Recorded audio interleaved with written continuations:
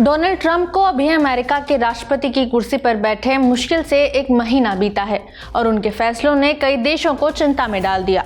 चाहे वह अवैध प्रवासियों को बाहर निकालना हो या फिर अमेरिका के साथ व्यापार में दूसरे देशों को टैरिफ काफी घटा देने पर मजबूर करना, ट्रंप ने अमेरिका के कुछ सबसे करीबी सहयोगियों को भी नहीं बख्शा। उन्होंने कनाडा को अमेरिका का 51वां राज्य बताकर उसकी तौहीन कर दी तो नीदरलैंड से ग्रीनलैंड की मांग कर दी। ये दावा कर दिया कि पनामा नहर जल्द ही अमेरिका की हो जाएगी। पद संभालते ही ट्रंप ने इजराइल और हमास को युद्ध विराम के लिए राजी होने और जबरन शांति की ओर कदम बढ़ाने पर मजबूर किया।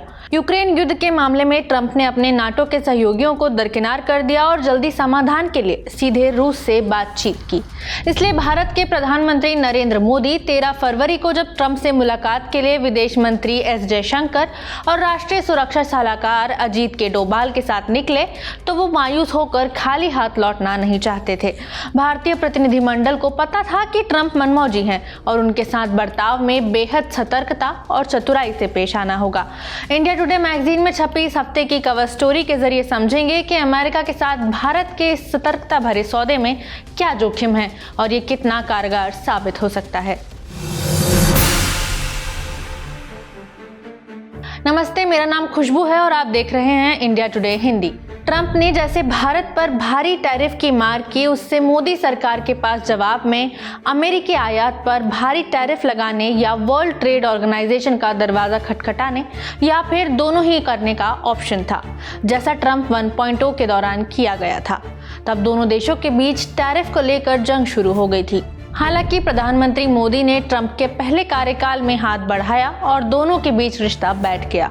इस बार भी ट्रंप ने मोदी से जल्दी मुलाकात करने में अपना फायदा देखा, खासकर इसलिए कि वो कोई ऐसा सौदा कर पाए जिससे भारत के पक्ष में झुका 46 अरब डॉलर यानी करीब 4 लाख करोड़ रुपए का द्विपक्षीय व्यापार घाटा कुछ हद तक कम हो जाए। ट्रंप की दूसरी प्राथमिकता थी कि मोदी बिना किसी झंझट झमेले के अमेरिका में मौजूद भारतीय अवैध प्रवासियों को वापस ले लें। बदले में भारत ने अमेरिका को 3 लाख से ज्यादा स्टूडेंट्स के लिए उचित वीजा की सुविधा के लिए सुरक्षित सक्रिय तंत्र व्यवस्था लागू करने और अवैध आप्रवास को संभव बनाने वाले सिंडिकेट को मिलजुल कर नेस्तानाबूद करने पर राजी कर लिया। इस सिंडिकेट में ड्रग तस्कर और आतंकवाद समर्थक जुड़े हैं, जिसके दायरे में अमेरिका में एक्टिव खालिस्तानी अलगाववादी संगठन भी आते हैं। ये भारत के लिए साफ साफ जीत के समान है। ऊपरी तौर पर मोदी के लिए कुल मिलाकर नजारा अच्छा ही दिखा। मोदी से मिलने से पहले ट्रंप सिर्फ 3 देशों के प्रमुखों से ही मिले, जापान के शिगेरू इशिबा, इजराइल के बेंजामिन नेतन्याहू और जॉर्डन के शाह अब्दुल्ला द्वितीय। ये इशारा था कि ट्रंप भारत और मोदी के साथ रिश्ते को अहमियत देते हैं। फिर भी ट्रंप की छवि मनमौजी और मुंह फटकी है। ऐसे में मोदी का ये दाव भारी जोखिम वाला था। भारतीय टीम की अच्छी तैयारी ने बाइडेन और ट्रंप प्रशासन के बीच 2 महीने के संक्रमण काल का इस्तेमाल बेहतर साझेदारी का आधार तैयार करने में किया।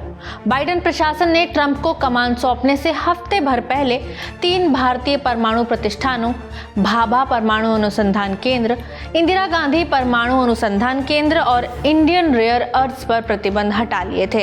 ये प्रतिबंध 1998 के परमाणु परीक्षणों के बाद लगाए गए थे। प्रतिबंधों को हटाना दोनों देशों के बीच सिविल न्यूक्लियर कोऑपरेशन को फिर से जगाने के लिए महत्वपूर्ण होगा। बदले में केंद्रीय बजट में भारत अपने एटॉमिक एनर्जी एक्ट और न्यूक्लियर डैमेज एक्ट में संशोधन करने के लिए राजी हो गया है, ताकि सिविलियन न्यूक्लियर प्लांट्स के कंस्ट्रक्शन और ऑपरेशन में अधिक निजी भागीदारी को बढ़ावा मिल सके। अमेरिका का ये नया प्रशासन क्वाड को भी मजबूत करने के इरादे रखता है। मोदी ने कहा कि वो सितंबर 2025 में क्वाड शिखर सम्मेलन के दौरान नई दिल्ली में अमेरिकी राष्ट्रपति की मेजबानी करने के लिए उत्सुक हैं। भारत के लिए यह भी सकारात्मक रहा कि अमेरिकी सुप्रीम कोर्ट ने पाकिस्तानी मूल के व्यवसायी और चिकित्सक तहव्वुर हुसैन राणा के डिपोर्टेशन को मंजूरी दे दी है, जिसे 26/11 के मुंबई हमलों के लिए साल 2009 में शिकागो में गिरफ्तार किया गया था। दोनों नेताओं ने आतंकवाद के वैश्विक संकट को खत्म करने के कमिटमेंट की पुष्टि की और इस्लामाबाद से आतंकी गतिविधियों को बढ़ावा देना बंद करने को कहा। यह भी भारत के लिए एक जीत ही थी। मोदी सरकार ने ट्रेड टैरिफ से जुड़ी ट्रंप की कुछ मांगों पर ध्यान देने का फैसला किया। 2025-26 के केंद्रीय बजट में अमेरिकी एक्सपोर्ट पर ऐसे कई शुल्क कम किए गए हैं जिन्हें ट्रंप पहले कार्यकाल में कम करवाना चाहते थे। मोदी ट्रंप शिखर बैठक के 4 दिन पहले अमेरिका ने 104 अवैध भारतीय प्रवासियों को सैन्य विमान से वापस भेज दिया। हाथों में हथकड़ी और पैरों में जंजीर बांधे उनकी तस्वीरों से संसद में हंगामा मच गया और सरकार बैक फुट पर आ गई।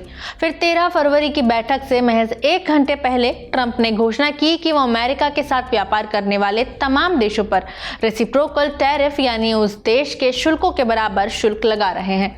उन्होंने भारत को सबसे ज्यादा शुल्क लगाने वाले उल्लंघनकर्ताओं की फहरिस्त में सबसे ऊपर बताया।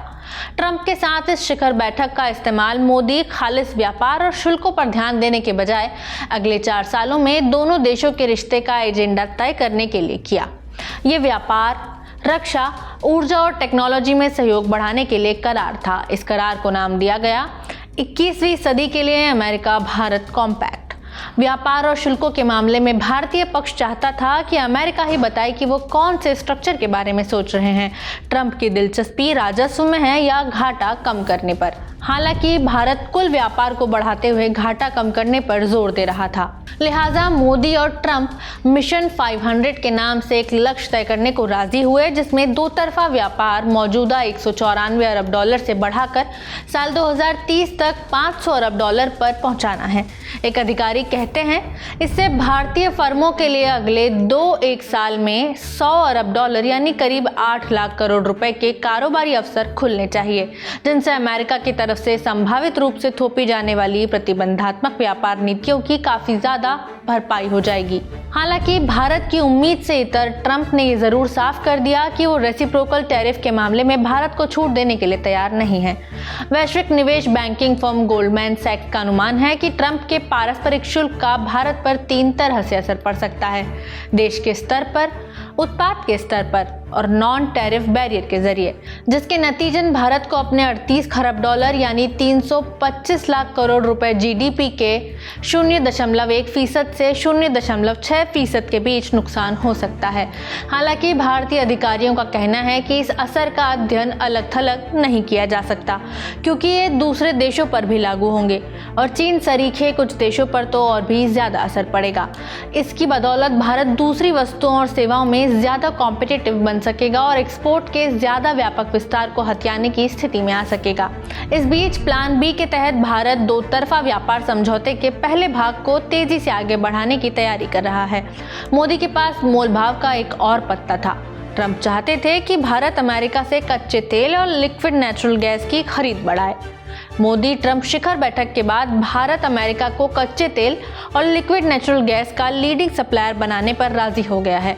अमेरिका को यह भी उम्मीद है कि भारत अपनी मौजूदा खरीदारी को करीब 3 गुना कर देगा, मगर भारत की अघोषित शर्त यह है कि इसमें कॉम्पिटिटिव प्राइस और ट्रांसपोर्टेशन का ख्याल रखना पड़ेगा। अहम यह है कि अमेरिका इंटरनेशनल एनर्जी एजेंसी का पूर्ण सदस्य बनने के भारत के दावे का समर्थन करेगा, जिससे भारत ऊर्जा उत्पादन और आपूर्ति फैसले के लिए वैश्विक आला देशों की जमात में बैठ सकेगा। इसके साथ ही भारत का एक और प्रलोभन था अमेरिका के अव्वल और बेहतरीन रक्षा उपकरणों की और ज्यादा खरीद।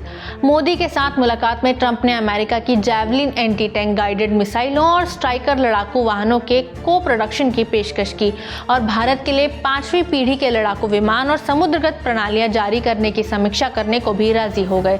प्रेस कॉन्फ्रेंस में ट्रंप ने घोषणा की कि वे अमेरिका के सबसे अव्वल F-35 स्टेल्थ लड़ाकू विमान बेचने पर विचार करने को तैयार हैं। नई दिल्ली के लिए दूसरी फायदेमंद बात यह थी कि अमेरिका भारत ट्रस्ट पहल के प्रति अमेरिका की प्रतिबद्धता प्रगाढ़ हुई है। ट्रस्ट की मुख्य बात अमेरिका और भारतीय निजी उद्योग के साथ उस रोड मैप पर काम करने की प्रतिबद्धता है जिससे साल के अंत तक AI के बुनियादी ढांचे को तेज किया जाएगा। इसके अलावा दोनों देश सेमीकंडक्टर, बेहद अहम मिनरल्स और एडवांस मटेरियल के लिए भरोसेमंद सप्लाई चेन बनाने को भी राजी हुए। ये सभी बातें चीन पर निर्भरता कम करने की कोशिश में जुटे भारत के कानों को सुकून देने वाली हैं। कुल मिलाकर अमेरिका में भारत के पूर्व राजदूत अरुण सिंह कहते हैं, अमेरिका की तरफ से संकेत है कि हमें भारत के साथ काम करके खुशी होगी। मेक अमेरिका ग्रेट अगेन यानी मागा से परिचित है। भारत के लोग भी विरासत और विकास की पटरी पर विकसित भारत 2047 के दृढ़ संकल्प को लेकर तेज गति शक्ति से विकास की ओर अग्रसर है। अमेरिका की भाषा में कहूं तो विकसित भारत का मतलब मेक इंडिया ग्रेट अगेन, यानी मिगा।